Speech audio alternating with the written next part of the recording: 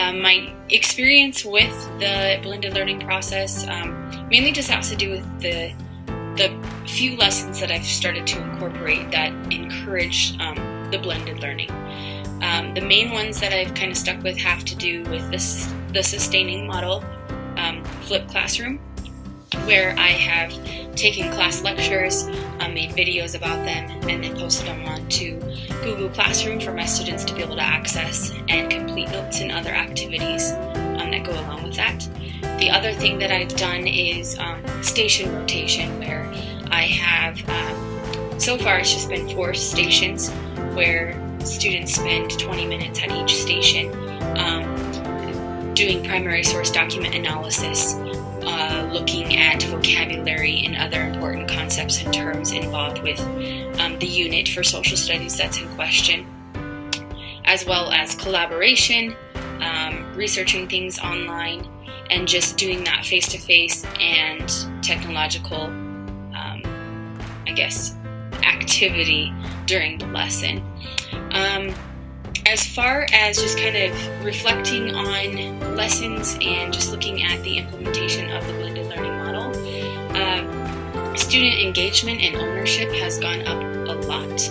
Instead of them sitting there looking at me like I'm a sage on a stage, or simply reading something and annotating it and answering questions, they're able to just focus on taking their learning into their hands through the different tools and activities and modules that they've been able to access, as well as just the group collaboration and the timing of it. They've really taken the ownership because they want to hold each other accountable as well as hold themselves accountable, especially when it comes to having a group discussion or something that somebody else has to rely on them. They take that ownership.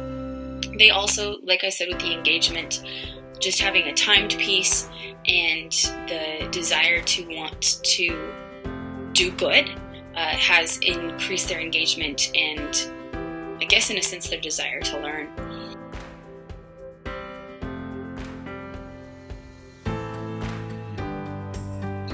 Hi, this is Sandy Jones, and I'm a 6th grade language arts teacher at Canyon City Middle School, and I'm going to be talking about student engagement. And what I did was have students read a play, and it was Anne of Green Gables, and it was it's a play that I haven't used in a couple of years, and it was neat to see the excitement generated by a classic, and a lot of characters were introduced to Anne Shirley, Anne with an E, and it generated a lot of excitement. And I think part of that was because of the flipped classroom model. They were able to, at home, access YouTube videos and Gettys. It was assigned for them to do at home, and they thoroughly enjoyed that. My paraprofessional even watched the entire series, which is 7 novels, in a 1-week time period. So she kind of harassed me because she was glued to it, and it was just this amazing character for her. And the kids were the same. There were quite a few students that said that they got interested in the character Anne Shirley, and they watched it on Netflix, and they watched the whole 7 novels. So yeah, it was kind of neat to have that engagement and to introduce a classic piece of work in literature and have students excited about it. So technology really does make a difference, and it's helpful for a lot of students and adults.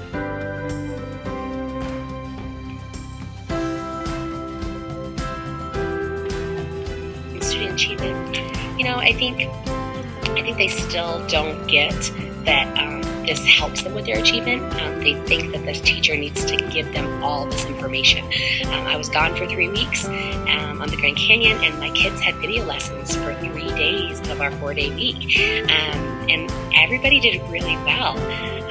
So they're seeing that they can have achievement without direct instruction from a teacher saying, you need to know this, and trying to get them to understand that a video is a great way to learn because they can rewind it, they can stop it, they can listen to something again. And that doesn't always happen in a classroom when you have 25 kids in a class and a kid who needs to hear it multiple times before they get it isn't getting it that way when we have a whole class discussion.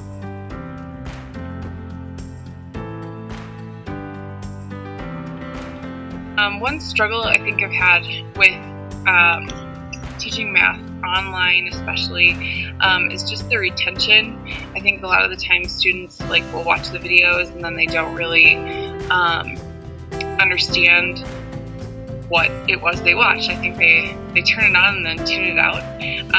I've found that having them fill out a Google form as they're watching a video or doing an ed puzzle or something along those lines where they have to answer questions as they're watching a video, I think that helps to keep them engaged and focused. I think also with things like Google Docs and collaborative online written responses, I've had a hard time with students being able to write out their work and show their work.